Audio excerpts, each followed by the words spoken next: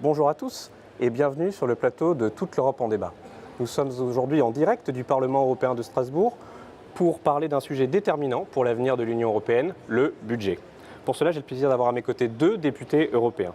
La première est vice-présidente du groupe des socialistes et démocrates, eurodéputée française depuis 2012 et rapporteure du Parlement européen sur le cadre financier pluriannuel. Isabelle Thomas, bonjour. Bonjour. Face à vous aujourd'hui un autre spécialiste des questions budgétaires, eurodéputé de nationalité portugaise et membre du Parti populaire européen, le principal groupe du centre droit, José Manuel Fernandes, bonjour. Bonjour. Quelques mots de contexte tout d'abord, si vous le permettez, pour cadrer ce très vaste sujet du budget. Au niveau européen, le budget est construit sur plusieurs années. C'est un cadre financier pluriannuel d'une durée de 7 ans et qui prévoit ainsi le montant des dépenses et leur allocation. Ce cadre arrive à échéance en 2020 et avec la sortie du Royaume-Uni de l'Union européenne, ce budget va mécaniquement baisser. Ainsi, une réflexion globale s'est engagée à la Commission européenne et ici au Parlement européen sur l'avenir des finances. À l'heure actuelle, le budget de l'Union européenne représente environ 1% du PIB des États membres, un montant assez limité qui ne permet pas toujours à l'Europe de faire face à l'ensemble des enjeux qui se présentent à elle et qui sont de plus en plus nombreux. Isabelle Thomas, vous venez de rédiger avec un député conservateur polonais un rapport sur ce sujet de l'avenir du budget européen. Et à vous lire, j'ai eu tendance à comprendre que le futur du budget devra surtout être le fruit de choix politiques forts, qu'il reflète les ambitions, les objectifs que l'Union européenne se sera d'abord fixés. Est-ce que j'ai bien compris ? Oui, absolument. La question qui est posée, elle est simple en réalité. Elle est tellement simple d'ailleurs que nous avons obtenu sur cette résolution hier une très large majorité puisque plus de 440 députés ont voté en sa faveur et seulement 180 ont voté contre.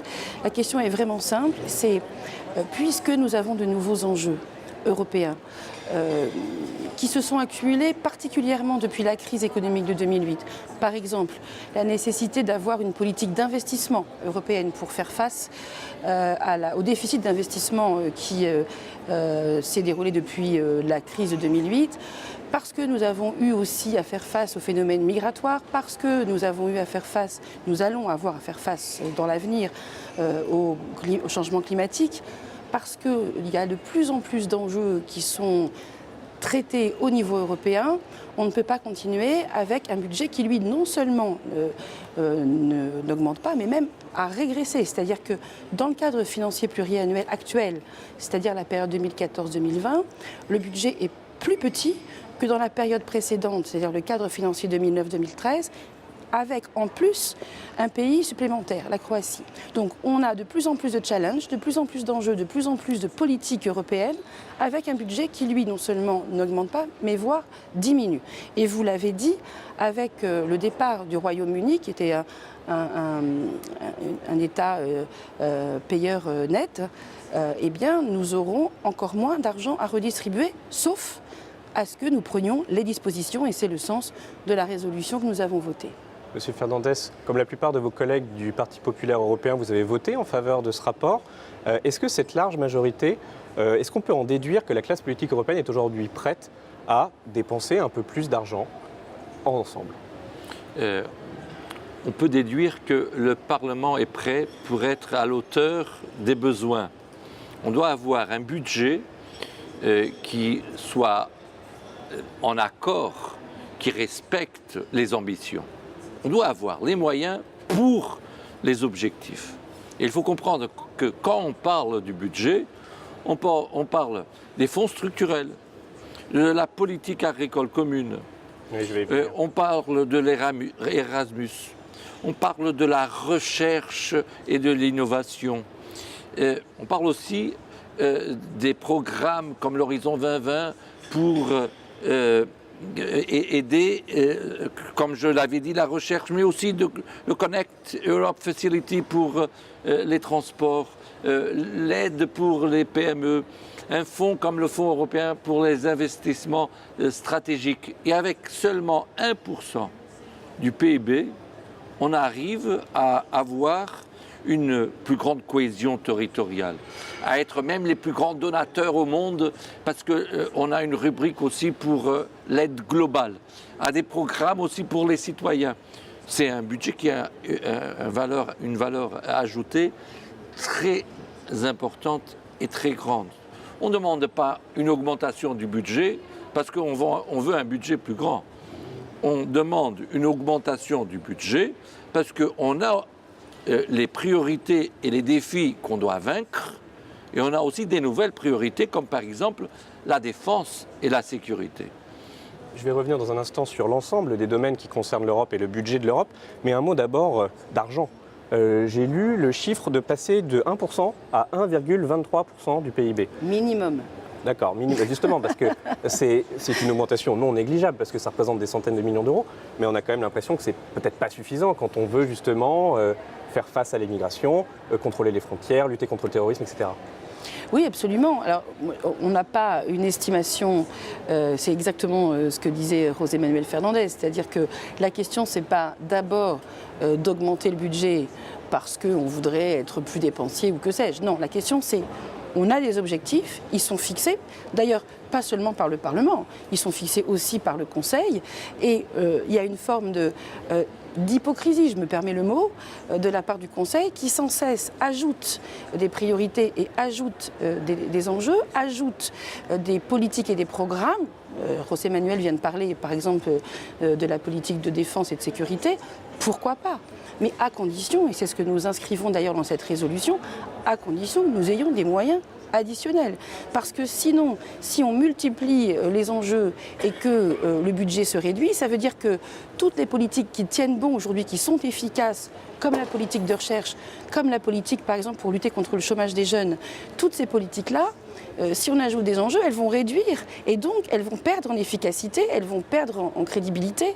Et le risque, c'est que, en réalité, on ait un budget de saupoudrage qui ne soit pas efficace et qui soit en quelque sorte, c'est pour ça que je parle d'hypocrisie, un peu une arnaque vis-à-vis des citoyens. Parce que les citoyens, ils voient bien quand ça fonctionne et quand ça ne fonctionne pas. Et si on n'a pas les moyens pour que ça fonctionne, le risque, c'est de discréditer encore l'action de l'Union européenne qui est pourtant déjà en grande difficulté.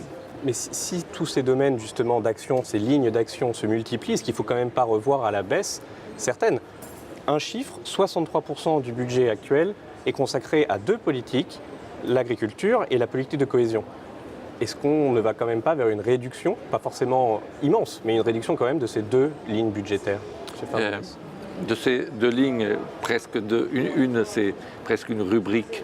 La première chose que je pense qui est importante à dire, c'est que le budget de l'Union européenne est un budget d'investissement.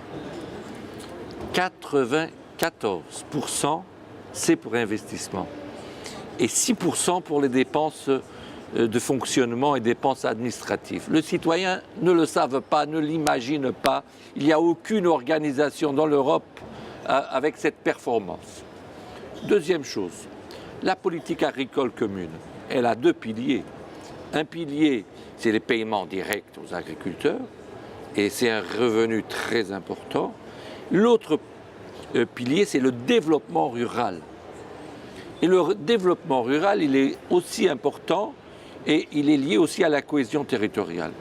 Quand on parle de la politique de cohésion, on ne parle pas seulement d'infrastructures, on parle aussi d'emploi, on parle du capital humain, on parle du Fonds social européen, on parle aussi de la recherche.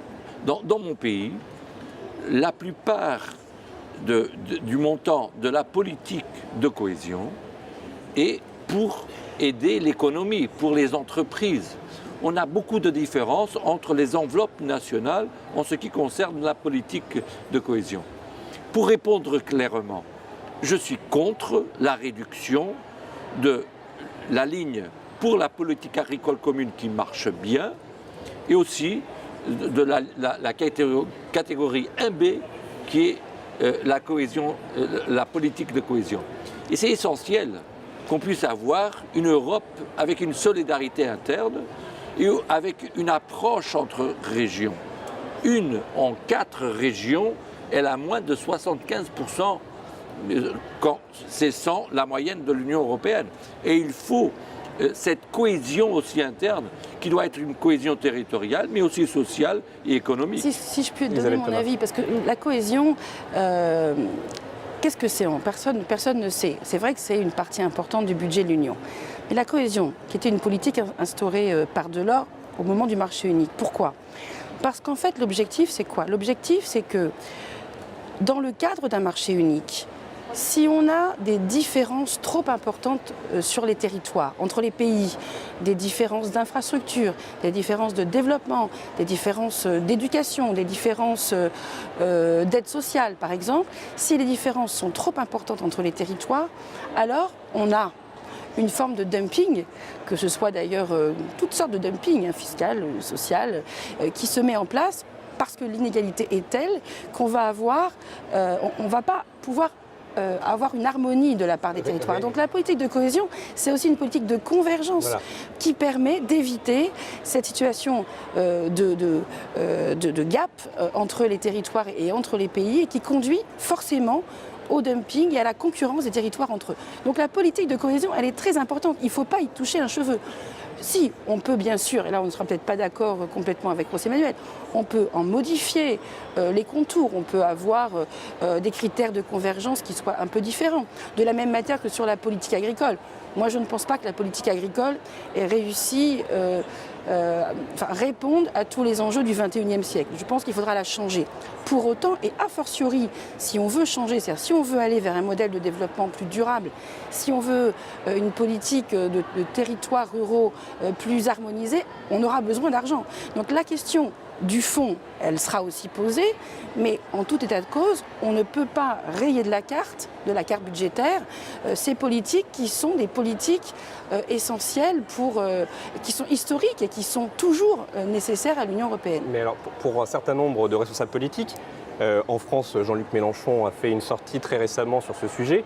La convergence, la cohésion, ça suggère que certains pays versent plus d'argent à l'Union européenne qu'ils n'en reçoivent en échange. C'est la notion du juste retour et c'est une notion très ancienne et qui, a priori, n'est pas prête de s'arrêter. Est-ce que, ma question est la suivante, elle est assez simple, est-ce qu'on change le mode de financement ? Quitte à réduire les contributions nationales éventuellement, mais est-ce qu'on va, j'ose le mot, ou les deux mots, est-ce qu'on va vers des ressources propres ? Je suis totalement en faveur de nouvelles ressources propres, et avec une neutralité fiscale. Cela veut dire que les nouvelles ressources propres ne peuvent pas signifier plus d'impôts sur les Européens. Elles remplaceraient des impôts nationaux. On peut avoir des ressources propres sur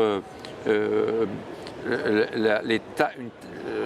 On a parlé déjà ça, il y a même une coopération renforcée, mais ça n'a pas avancé, une taxe sur les transactions financières, mais aussi sur le carbone, c'est le carbone, sur l'électricité, on peut avoir des ressources sur le commerce électronique. Combien on perd en termes de TVA ? Et pourquoi pas faire un contrôle à l'échelle de l'Union pour que ça soit plus efficace? Et pourquoi pas prendre cette recette comme une recette pour le budget de l'Union européenne? Pourquoi pas faire une expérience avec une ressource propre pour la nouvelle rubrique que je défends, défense et sécurité? Mais cela, comme je l'ai dit, ne peut pas signifier, ne peut pas impliquer une surcharge ou plus d'impôts pour les citoyens. Mais il faut comprendre que le budget de l'Union, si on l'élimine, il aurait, je peux vous assurer, il coûterait beaucoup plus que 1%, que 2% du PIB. Et ce budget qui a une énorme valeur ajoutée, dans les domaines où on veut faire plus, on doit lui donner les moyens nécessaires. Oui, plusieurs remarques. D'abord, par rapport à ce que vous avez dit sur Jean-Luc Mélenchon, je trouve que ces propos irresponsables. Parce que, comme je lui ai dit via Twitter, c'est pas parce qu'on dit je veux retrouver mon argent, I want my money back, c'est pas parce qu'on le dit en français que ça devient de gauche. I want my money back, c'est. Mais sa position est une position à Le Pen ? C'était Nicolas Dupont-Aignan, pour ne pas le nommer, qui avait émis cette idée-là très précisément lors de la campagne. Ce que je veux dire, c'est que c'est contre l'esprit de l'Union, effectivement, et c'est contre même l'esprit de justice et de solidarité. Effectivement, les plus riches doivent donner plus, et si l'on veut que les territoires s'harmonisent, eh bien, il est nécessaire de faire en sorte qu'on puisse compenser là où les retards sont les plus importants. Ça, c'est la première remarque. La deuxième remarque, c'est qu'effectivement, le problème auquel on est confronté, pourquoi est-ce que le budget diminue? Pourquoi est-ce que le cadre financier 2014-2020 est plus petit que le précédent? Tout simplement parce que petit à petit, les recettes de budget de l'Union, c'est-à-dire les ressources, ont glissé vers, alors qu'avant il y avait des ressources propres, elles représentaient 70% des recettes, donc ce n'étaient pas les États membres qui payaient par chèque. Et depuis quelques années, les recettes de l'Union sont en fait le fameux chèque des États membres, c'est-à-dire la contribution nationale. Donc forcément, quand on veut augmenter le budget de l'Union, avec cette méthode, on est obligé de diminuer les budgets nationaux. Ça, c'est pas bon. D'abord parce que les budgets nationaux, ils ont besoin aussi d'exister et de continuer à répondre à leurs propres priorités et leurs propres nécessités.